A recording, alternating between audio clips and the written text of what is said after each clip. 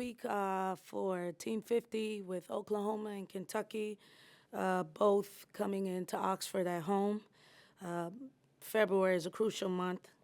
You guys know I spoke to y'all about how important this month is. From, it's short, so all the games are packed in, and luckily for us, we play a ton of ranked teams, and so I was just looking at something, and it was showing the top 8 teams or something like that. Yeah, the top 8 teams or 9 teams in the SEC, and we were the only ones not ranked, which I am totally fine with because right now we always need to have the mindset of hunting and not being the hunted. But again, we're still the only 3 teams that play, top 5 teams in the net.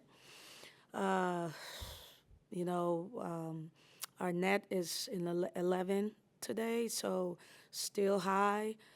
Not a bracketologist, but we know that there's a lot of promise and opportunity in these upcoming games, and I think everybody knows what the end goal is for us. But at the same time, like I've mentioned before, we're still learning and growing. So, growth opportunities with these next 2 games. I'm excited about it. How big was last week in terms of being able to kind of reset, starting this last month of the regular season? Jake, it was huge. It was huge for us. At Georgia, the layover from the Texas loss, it seemed to affect both Texas and us. If you looked at the games and we were able to figure out a way to win, then having our ranked win versus Vanderbilt at their place, and right now they're smoking hot. It was huge for us, and so we kind of know what works for us, and now we have to just continue with that. You alluded to it there at the end of your opening statement, but the latest projections have Ole Miss back in the hosting conversation. What does it mean to be able to kind of get back in that, and everything you wanted to do is back in front of you with this last month to go? Yeah, I mean, if I'm being transparent, I always am with you all. There was a time I was like, shoot, forget hosting. We just need to get in the tournament. There was a small time, and then I remember Star coming in an interview and saying our goal is to host, and it reminded me that quickly that it's not really my goal. It's the girls. It's their goal, and it's our job to help them want to accomplish that, because if they don't want to accomplish it, it doesn't matter what I want or my staff. And so to hear her say that let me know that they still talk about it, they still think about it, and we should still try to put ourselves in the position to do so.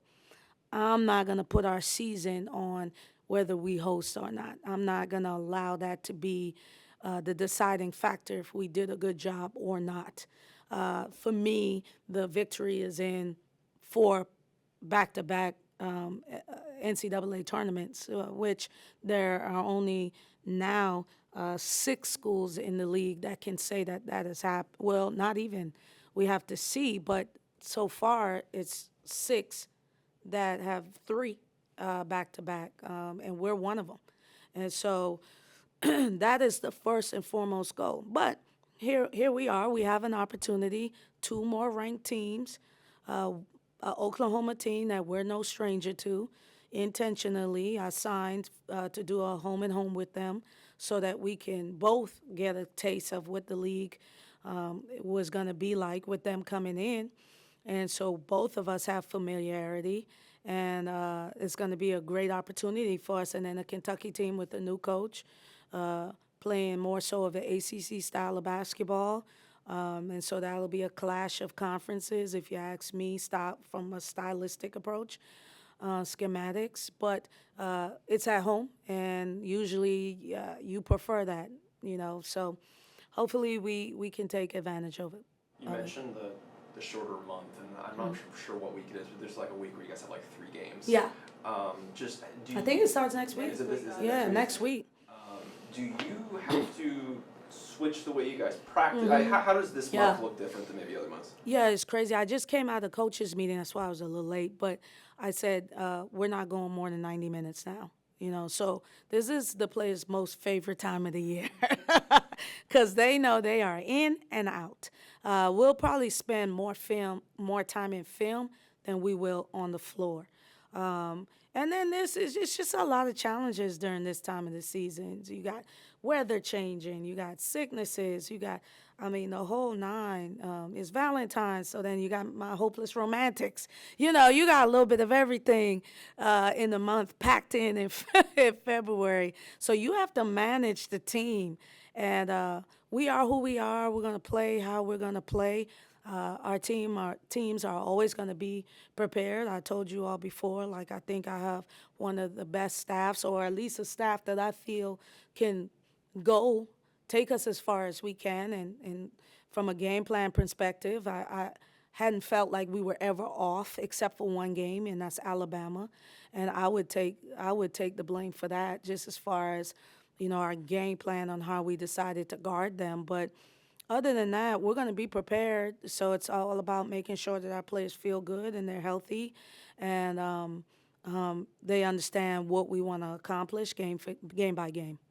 How long do y'all usually go from you mentioned Yeah. 90 minutes? How long? Yeah, well, usually when you start the season, you can go anywhere 2.5, 3 hours, and then it usually dies down. We're allowed to have 4 hours a day, including weights. So, but usually last week and the weeks before, it would be 2 hours.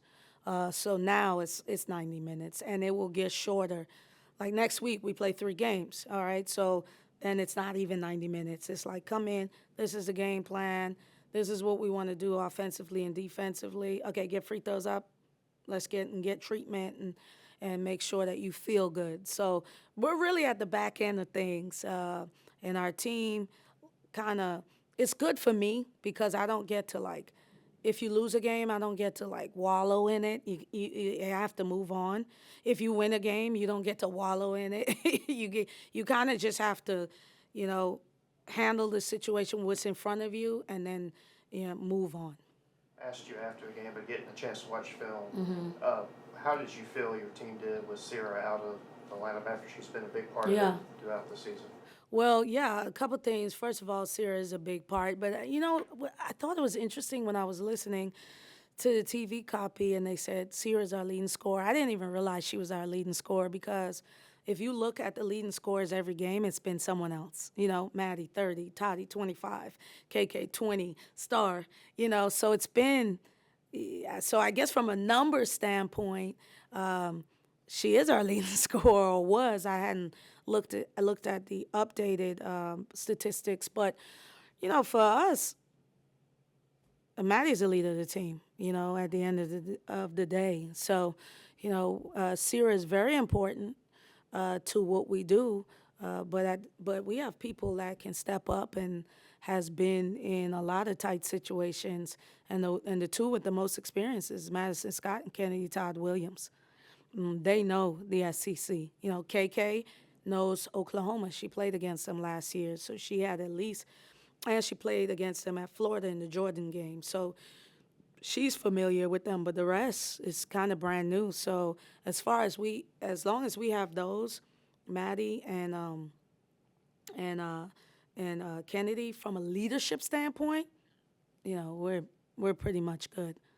You mentioned Kentucky's new staff and the new head coach and their new staff, and even Oklahoma with the way they're not necessarily an SEC type basketball term.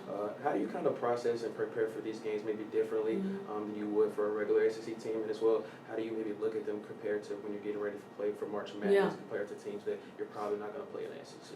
Well, the league usually has a certain rhythm to it, but there's been a lot of change in the league. I'm like a dean of the SEC. In my young age, so there's been a lot of change, and so the rhythm has changed too. If you look at the scores, 100, 107, 90-something, even we're scoring more. The league has shifted a little bit to being largely offensive-minded. That's Oklahoma and Kentucky. But there's still the old school coaches, myself, Don, Vic. We're going to guard now. We're going to defend at a high level, and that works for us. And then what they do works for them. So it's really a contrast of styles. when we get out of the SEC, I'm going to be putting my hands up to the highest because no league is like ours. So right now we are in the gauntlet, and even though there are contrasting styles, they still have enough to fit what's going on in the league. In Oklahoma, 15, Kentucky, 11. They're not there by mistake. But our style is completely different from theirs, and so these next two games, whatever style is the best or shows and forces their will the most will win these games. Playing Oklahoma last year, Skylar Van had 24 points. How do you kind of assess what you maybe throw at her this time around in terms of blocking off some of the perimeter shots, of disallowing her to have a lot of rebounds, and even that their leading scorers, they're also their highest rebounder. How do you kind of assess what you're doing to paint this game defensively compared to maybe other teams you played this season? Well, last time, I think it was our second, or it was really early in the season, we weren't guarding a soul. So I don't even know that the score is 85-80. So I don't, or something like that. I don't even know that, I hadn't even looked at that game because we're just not even that kind of team. We're holding the best of the best 20, 30 points below the average. So for us, again, it's going to be about our style and enforcing our style and making sure that they don't enforce theirs versus us. You mentioned KK a little bit earlier, and we had her in here. Just how have you seen her embrace this new role? Yeah. She said it hasn't always been easy, but it seems like she's kind of been a sponge. Yeah, it's been great now. It was a little rough patch early. And you expect that from someone who's passionate and has played a whole bunch of games and scored a whole bunch of points. But one of the things that I talked to KK about, and I will continue to talk to her about, is leaving a legacy of winning. KK has always been able to score a bunch of points, but winning has not been on her resume. And that's not because she's not a winner. She's just not been asked to, we're asking her to do things that help us win. I don't want to speak for anybody else because I don't know what those locker rooms were like. But for us, the role we need her to take on, she is now adjusted to it, and I expect her to continue to get better. We need her to shoot the ball a little bit better because we know what she's capable of doing. And last game, I think she went 1 for 7, but she's better than that. So, but she has totally been buying into what we've been asking her to do, and that's going to be huge because I told her, KK, we can win without you, but we can go even further with you. So that we need her if we want to do something crazy this year. Any more questions? Awesome. Thank you. Thank you.